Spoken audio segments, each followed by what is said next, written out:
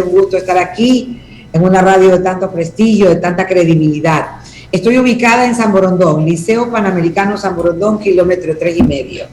Perfecto, perfecto. Y justamente le habíamos invitado para conocer un poco, ¿no?, en detalle cómo les ha ido en el marco de este proceso de retorno gradual de los chicos a las clases presenciales. Cómo ha ido marchando, qué tipo de novedades, qué tipo de comentarios tienen para poderlos compartir con toda nuestra audiencia, doctora. Gracias. Bueno, la verdad es que desde el inicio de la pandemia, y estamos hablando del año 2020, el panorama siempre fue bastante complejo, ambiguo e incierto. Sin embargo, el Liceo Panamericano pudo frentear algunas fases, digamos, ¿no? En el 2020, por ejemplo, iniciamos con la planificación del PICE, Plan de Continuidad del Aprendizaje y de la Enseñanza a Distancia, y luego fuimos evolucionando, y desde mayo de este año hemos ofrecido lo que se llama el Blended Learning, que es una combinación de la modalidad, una modalidad híbrida, y es una combinación porque el maestro desde el aula trabaja tanto a la virtualidad en casa como con los chicos presenciales, porque en mayo asistieron 35% de nuestros estudiantes, y hoy la noticia buena y optimista es que desde hace varios meses, yo diría que 2-3 meses, tenemos el 78% en el colegio, en el campus, y este porcentaje ha ido aumentando obviamente por ya la nueva disposición ministerial. Yo diría que la palabra clave aquí ha sido adaptabilidad y flexibilidad a los escenarios tan cambiantes a nivel educativo, ¿no? Claro, eso debe ser definitivamente lo principal. Y a los más pequeñines, porque son los más pequeñines los que reciben clases en el sur, ¿no? Allá en el emblemático establecimiento que tienen eso es Dolores Sucre, y Nicolás Augusto González, claro, sí, ahí en el barrio del Centenario, lo propio. Sí, correcto. Nosotros tenemos, tanto en el Centenario como aquí en el norte, tenemos preescolar. Y para sorpresa de todos, fueron precisamente los niños de preescolar cuyos padres apostaron, digamos, a la credibilidad de la gestión in situ y los mandaron en el retorno gradual en un gran porcentaje. Yo diría que más bien fueron ellos los primeros que pusieron el buen ejemplo de venir al colegio. Y yo creo que tiene que ver mucho con el desarrollo también de las habilidades sociales tan propias de la escolaridad y de la primera infancia, ¿no? Es decir, esta interactuación con los pares, este desarrollo propio del lenguaje, de la psicomotricidad. Es muy difícil que un proceso de lectoescritura se pueda dar de manera virtual. Entonces, yo creería que por ahí están las respuestas a esta positiva venida de los chicos del preescolar. Claro que si ustedes son los expertos en los temas de pedagogía, pero nosotros lo hemos apuntado, o sea, porque hemos percibido aquello, esa necesidad de sociabilizar de los chicos, eso es algo propio, ¿no? Propio del ser humano. 7:59, permítame que está acá en la cabina mi compañero Ramiro Cepeda, que tiene otras inquietudes para usted, doctora. Me ha hecho acordar de ese colegio, Liceo Panamericano, en mi época de estudiante, el del barrio del Centenario, cuando nosotros, el Cristóbal Colón, hacíamos jornadas sociológicas entre quinto y sexto año. Bonitos recuerdos ya de tiempos pretéritos, bastante pretéritos. Patricia, buenos días, Ramiro Cepeda le saluda. Mire, yo apunto siempre, ya que estamos en la presencialidad, con sus altos y bajos, yo siempre apunto a los contenidos, porque al haber casi 2 años perdidos, no hay que ser muy genio para darse cuenta que los contenidos han sido deficientes, no por mala voluntad, sino porque varias razones. Primero, nadie estuvo preparado para la pandemia. Segundo, la tecnología no estaba adecuada en esos momentos para la educación virtual. Tercero, los profesores no estaban preparados para ese tipo de enseñanza. Y cuarto, la malla curricular no había sido adaptada a esas necesidades. Después de 2 años, ¿cómo podemos empatar? Porque se produce un desfase generacional entre esta generación de la pandemia y todo lo que se viene. Consecuencias que van a ser vistas no ahora, sino cuando estos muchachos vayan a las universidades. Entonces, ¿qué medidas se han tomado para ir cerrando esta brecha de a poco? Y me hablo estrictamente en el tema de contenidos.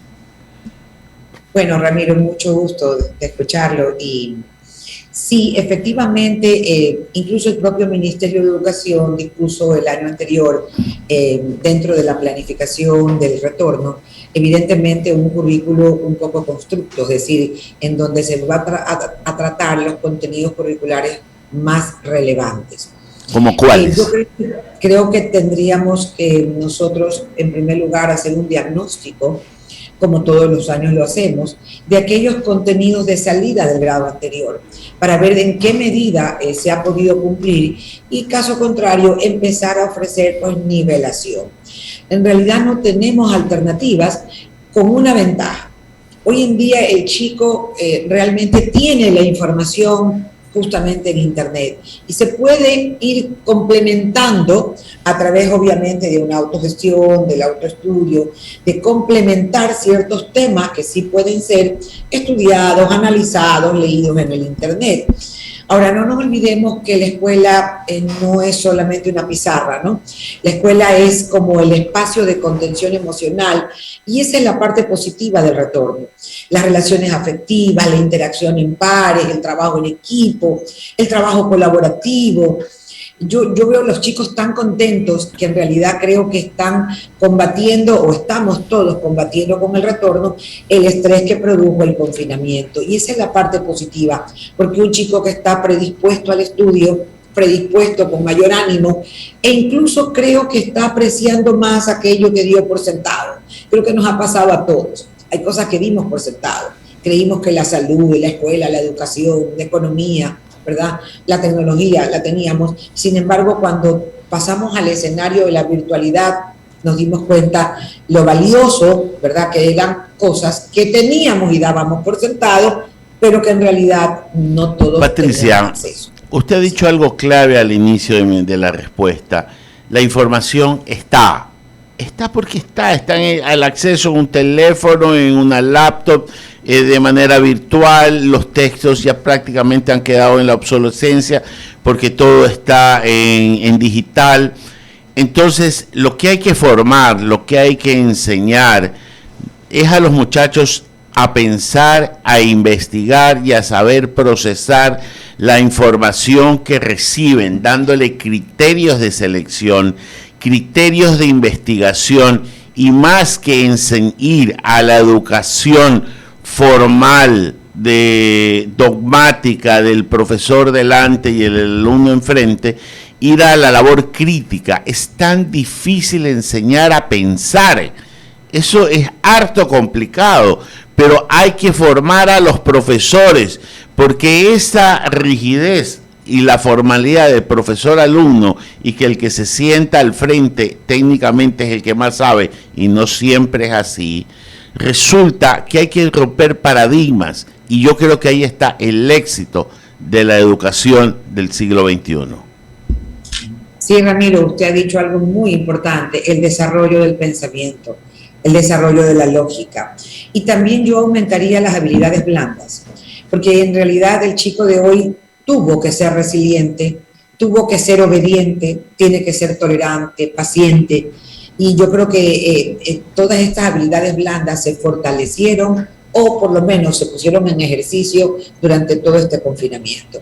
Y es muy importante que el ser humano esté fortalecido. Yo suelo decirle a los chicos que necesitamos 3 Fs: la fe en Dios, la fortaleza, ¿verdad? Y la flexibilidad, porque tenemos que ir cambiando de escenarios de uno a otro, y a veces les pongo como ejemplo el celular, ¿no? Cómo nuestro chip tiene que descargarse y volverse a recargar con una batería nueva. Cambiamos de un BlackBerry, ¿verdad?, a un iPhone, y luego de un iPhone 9 a un 11 o a 12, con todos los componentes y las habilidades que hay que desarrollar. Pero usted ha dicho algo muy cierto, el desarrollo del pensamiento, aquel chico que pueda discriminar entre lo correcto y lo incorrecto, entre lo ético y lo no ético, bueno, que pueda comparar, se me ocurre 2 novelas literarias, 2 personajes, 2 autores, 2 escenarios, a pensar.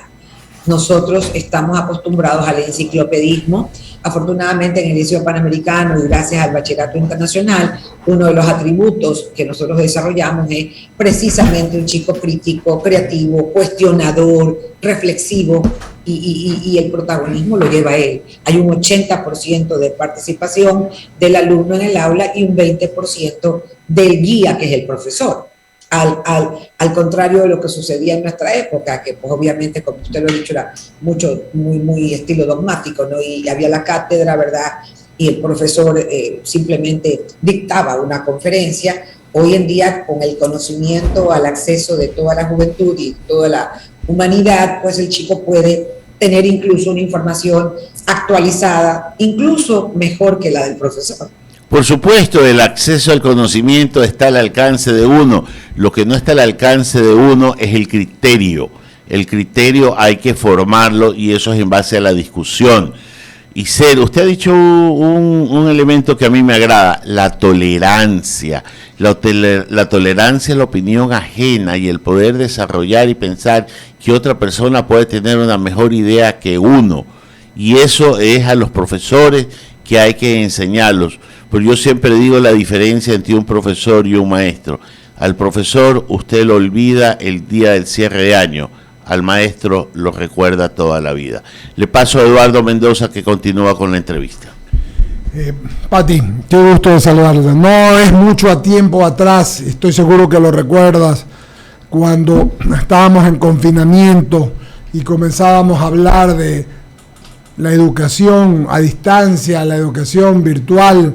Hicimos varios paneles con el grupo y contigo. Ha pasado algún tiempo desde allá y se dispone por parte del gobierno la presencialidad. No obstante, los colegios privados en gran parte, entiendo que el Liceo Panamericano también, han estado haciéndolo ya de alguna forma ordenada, ¿no? Están yendo los chicos, van unos días, van otros días, no. Pero te quiero hacer consultar, porque voy a ir al rango de una edad que hoy se está vacunando. Los chicos entre 5 y 11 años, asumiendo que de los de 12 a 18 ya están vacunados. ¿Se piensa hacer algo especial con estos chicos? Porque nuevamente tenemos un mínimo rebrote, exacto, o un pequeño rebrote, si lo queremos llamar, y no todos están vacunados. Primero, y segundo, los chicos que van al colegio, Liceo Panamericano, tienen que estar reglamentariamente todos vacunados. Gracias, Eduardo, siempre un gusto saludarte. El gusto es nuestro. Efectivamente, nosotros tenemos vacunados el 80% de nuestros alumnos y el día martes 30 se vacunarán en segunda dosis los niños de 6 a 11 años y por primera vez los niños de 5 años. Porque de alguna manera, la última vez que vino la brigada del Ministerio de Salud, los niños de 5 a 6 no tuvieron acceso, no estaba permitido. Entonces ahora sí se van a vacunar los niños de 5 a 6 años. Tengo 71 niños. Tengo en dosis para segunda dosis en los niños de 6 a 11, 529 niños que serán vacunados en segunda dosis el día martes con la Sinovac, ¿verdad? Y en términos generales, la secundaria, pues obviamente fue la primera en acceder a los chicos pues, de mayores de 12 años, ¿no? ¿Qué te puedo decir, Eduardo? No sé si el momento para el retorno era el apropiado. Sí. No hablo como Liceo Panamericano, porque evidentemente nuestra situación, somos un colegio que siempre va en vanguardia, y perdóname que lo digo con humildad. Así lo es así. Pero somos un colegio quinta estrella y siempre estamos como step ahead, un paso adelante. Obviamente se debe también a nuestro grupo promotor que vive en Londres, ¿no? Y la central está en Londres y desde allá recibimos directrices. Y vivimos de la experiencia también de los colegios de la regional del sur, entonces compartimos buenas prácticas y estamos al tanto de lo que está ocurriendo. Y efectivamente en toda Sudamérica, y estamos hablando de Chile, Perú, Colombia, sí hay un pequeño índice de incremento de casos. No alarmantes, pero sí hay un pequeño incremento. Eso obligaría a tal vez repensar si realmente después de las festividades de Año Nuevo sería el momento indicado para que niños de la primaria retornen a clase. Sobre todo te hablo país, te hablo de los colegios fiscales, fiscomisionales, ¿verdad? De todo tipo, no públicos y privados también. Entonces, no todos tenemos las mismas condiciones. Sí, señor. Yo creería que debería de darse cierta autonomía a las autoridades de cada colegio para después de hacer una evaluación de la infraestructura, de los protocolos de bioseguridad, ¿verdad? E incluso de la propia comunidad, ver qué tan saludable está su comunidad, darse un retorno efectivo y eficiente el 17 de enero. Digo esto porque el año lectivo termina el último día de febrero. Así es. Pero claro. Estaremos observantes, nosotros somos muy cumplidores de todas las disposiciones. Pero es tu criterio, claro, Patricia, y lo compartimos, claro, lo hemos aquí dicho. en el colegio, para terminar un poquito la idea, los chicos están felices. Claro. Porque se han generado las emociones del reencuentro, ¿no? Entonces, obviamente, están felices. Pati, agradecerte tu gentileza, la rectora del Colegio Liceo Panamericano y querida amiga Patricia Ayala. Yo coincido, el grupo aquí coincidimos, no hay necesidad, observémoslo hasta el 17 de enero.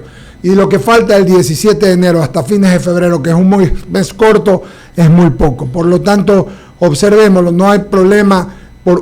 En derecho se dice quien puede lo más, puede lo menos. Si se ha podido lo más por un mes y medio que comiencen las clases presenciales en abril, completas, no pasa nada. Vísteme despacio que estoy de apuro. Así es. Gracias, Pati, por tu gentileza. Muchísimas gracias a todo el equipo, muchísimas gracias. Seguiremos conversando, gracias. Por haberme invitado, gracias. Gracias, y gracias por tus conceptos de la radio de I-99 del diálogo.